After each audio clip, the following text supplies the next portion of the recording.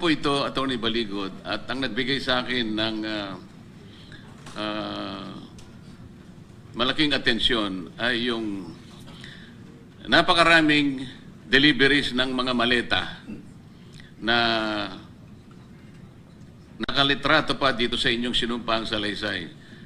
Initially, pwede ko bang malaman sa pamagitan ng pagtataas ng kamay ng mga nanditong mga ex-soldiers, sino-sino po sa inyo ang nakapag-deliver o nag-deliver ng mga mali-maletang salapi sa mga bahay o lugar na sinasabi nyo na pag-aari ni former Speaker Martin Romualdez? Pakitaas lang po ang kamay.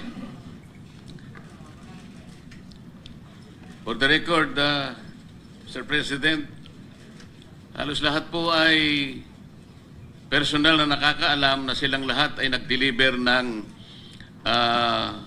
mali-malitang pera sa bahay o sa mga lugar na pag-aari ni former Speaker Martin Romualdez. Salamat po.